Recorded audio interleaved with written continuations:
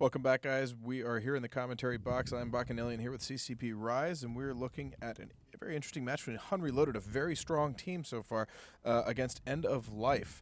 HUN Reloaded have brought 3 dummies, and End of Life have also brought 3 dummies. Neither were banned. We have Mollis Carey's ban coming from HUN Reloaded, Armageddon, Scorp Navy issue of all things from End of Life. What do you think here? This is going to be another one of these Tinker versus Tinker setups? I don't know, maybe the end-of-life bans especially look sort of anti-Tinker, but the HUN ones don't necessarily. The HUN team is a little more aggressive with those Ishkers and Enyos, and they have some fragile stuff too, like Incursus, so I don't think Tinker from them. Really, both teams don't look like they expect to keep all their ships alive. I think it's more just kind of standard Dommy brawl teams for both. I mean, this is really like the most cookie-cutter looking Dommy setups, I think. We saw, more of them, of course, in the first weekend. If you guys missed the first weekend, Dommies were fairly popular, and that's why they've been banned quite a bit today and yesterday. But, yeah, this is kind of the standard. You have links to support them. You have logistics to support them, and then you just chuck out tons of Guardian damage. already volleyed into armor. Those drones immediately having an impact. He's at half armor already. The target painter plus Dommy sentries with their tracking does an amazing amount of damage to the Guardian. Maybe he didn't get his transversal up fast enough. I don't know, but he's already at low armor. He might go into structure here. Meanwhile, there's a lot of dampening going down across the HUN Reloaded team, but bam, Guardian off the field already. If it was a Tinker, it was not a very good Tinker because they have no more logistics. So here we go. Scram on one of the Dominics. Looks like the tackle frigate's doing their job there, scramming down and webbing a Tristan as well. HUN Reloaded just taking a little damage on an Ishker. I don't think it's going to break a sweat for the Guardian. Guardian just lost his shields in one volley, but I think it's too late for End of Life. Even if they get through that Guardian right now, they are going to start losing support frigates very, very rapidly here. So obviously a huge difference in target calling. HUN Reloaded going straight for the Logi. End of Life instead going for that support, shooting at Ishkers. Also, End of Life relying on damps a bit, which is not doing a lot since the Dominixes A, don't have damps on them, and B, can assign drones off to do damage to whatever they want. And C, the Celestis died yep, right Celestis after the Guardian. down for End of Life. And the first Ishker kill for End of Life, so HUN Reloaded has lost a ship. I think mainly this is just a matter of End of Life shooting at ships that are hard to kill. Like, for whatever reason, they're shooting at Ishkers. Ishkers able to tank a bit. I mean, they obviously were able to kill it eventually, but in the meantime, they've sacrificed quite a bit. Well, I think one oversight on their part is I don't see any target painting from Yes, End of Life's that was team. another big difference. Right, You're and right. you target paint painters, a Guardian, it blows its signature radius up. Yeah, Those sentries will track very well, but much better with the target painter on a logistics ship, and I think that made all the difference. Meanwhile, there were, if they target paint an assault frigate, maybe they actually do some damage. Here we go. End of Life's first Dominix into half armor. He may have AAR. Looks like he's pulling back a little bit, but I think the HUN Reloaded team's going to have no problem breaking through him. They may lose a Tyrannus here in a moment, but it's really not going to make a difference. And there goes the Tyrannus.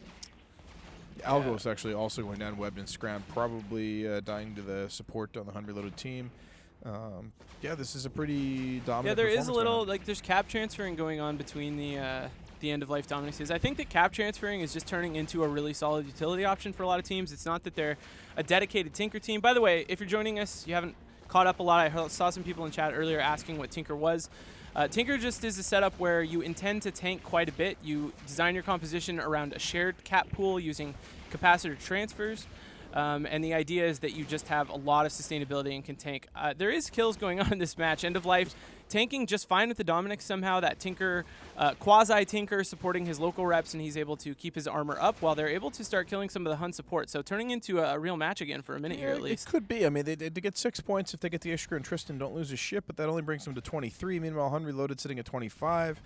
Yeah, I don't know. I mean, they're going to have to kill a bigger ship. One way or another, they're going to have to get the Guardian and Prophecy or Dominix. And meanwhile, it looks like Nico Aristeas in his Dominix taking quite a bit of damage. HUN Reloaded maybe loaded out, dropped different drones, doing a little more damage now, and he's not able to keep up. I don't know. Are those remote rep drones? Those look like remote rep drones. I was expecting rep drones, but I'm looking around and I don't see any. All they're getting exploded either way. I saw some, some of the green effects coming off of some drones there, but they exploded as we were watching them. So there we go. Low armor for Nico. He's going to go into structure here before I think too long. And meanwhile, there's the shield's gone on a different dummy. I mean, someone missed primary there. I wish I would have been watching this dummy for the whole match, but the one that's really low HP actually is really separated from the other two. The other two were cap transferring, and I saw one of them running a local rep, so that's what made me think that it was Tinker. But you can see Nico is pretty far away. He's the farthest ship on that overview you just saw. he probably MJD'd away from the rest of the ships. Is my guess. Yeah, that He's could very pretty well be. far away and And that could explain well why out of he range of the stopped guard taking damage damage. now. He probably MJD'd out of Do there. they still have guards out on the field? Have they reloaded? I see bouncers? bouncers. Yeah, Okay. bouncers now. I don't even know if they did load guards. And They did. guards and armor guards, maintenance so it's a spots. little bit of a mix. All right. Well, Nico, he's still taking some damage, so those bouncers may be able to track out to where he is with Possibly, some but he's omnidirectionals, tanking but it. And in the meantime, HUN Reloaded pretty much out of support. They have one Tristan left. But End of Life's going to have to find a way to kill a big ship. They so far have not shown that they are able to break the Guardian or break one of the Dominixes, and they're going to have to figure that out to win this match. Absolutely. I mean, there's a 6-point difference right now. Let's see. If they lose another 6, it puts them down by 12. So if they lose all their frigates but they kill the Guardian and maybe survive the rest of the match, they actually will win on points. There'll be 1-point advantage, but I don't see how it's going to happen. They haven't succeeded in doing that so far. With no target painting, no way to web down the Guardian. Guardian moving at 400 meters a second with Afterburner. Unless he makes a mistake and drops transversal, I don't think the sentries are going to be able to kill him. And here we go. Nico again into low armor. They've managed to get damage back on him. He's back in trouble, and no MJD this time because of the cycle time. So he will not be able to run again. Yeah, they're And now still have switching curators drones. out. Yeah, more Yep. curators and some bouncers as well. So they're finding a way to get damage on him. Well, the HUN He's- Reloaded Guardian is taking some damage now. They're pressuring his tank, but he seems to be tanking it fairly comfortably so Yeah. far. Nico's now into structure, so Yeah, he's going to have a hard time. Without cap support from his friends running that local tank, even though the damage he's tanking is probably pretty light right now, tanking it just gets really difficult cap-wise when you don't have some kind of support. And there he goes. So first battleship down in this match, going to HUN Reloaded, widening their lead. absolutely, and minimizing the amount of DPS they're facing. That Guardian now should have absolutely no problem keeping up with the incoming damage from the End of Life team. I think that's end of the road for End of Life. And this is something we talked about earlier on, this losers bracket. HUN getting knocked down pretty early down to the losers bracket, but HUN are a very strong team, and we were really feeling like they were going to go on an absolute tear through the losers bracket, and they're showing that's going to be the case so far. And back to that Tinker idea, HUN as well running cap transfers, keeping their logistics close to them, and you can see they're supporting themselves. That's really all it is. Like it's not necessarily about having a whole team. A lot of time we see Tinker setups, they're setups where the entire setup is meant to not die. It's like only 7 or 8 ships, and they're meant to share cap, all tank really strong, and never lose anything. This is sort of a kind of a I don't know, halfway version of that, where they're supporting each other. Their tank is strengthened in the core part of the setup. By having cap transfer, it just makes them more resilient, makes them able to run local reps.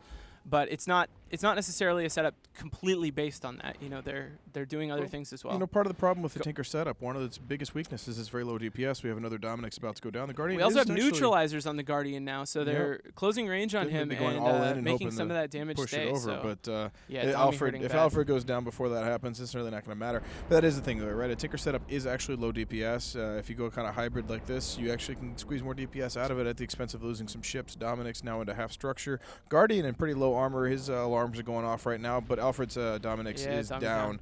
I So- like the move here by End of Life. They using the highs on those dummies for a lot of utility. They have cap transfers, but those are limited to 1 per ship in this tournament.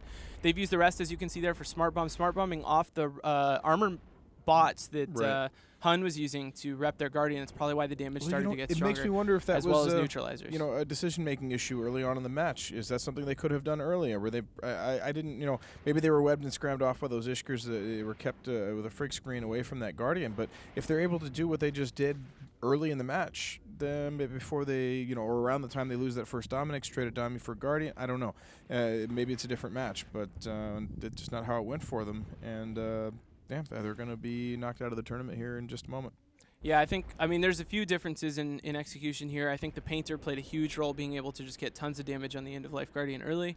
End of Life having more of their setup based on damps, whereas HUN Reloaded using their frig support for other things. The damps just didn't really do much in this match. So that's kind of unfortunate for End of Life. Damps are extremely powerful, and against some setups that might have been fine, but I think here they didn't really contribute a lot.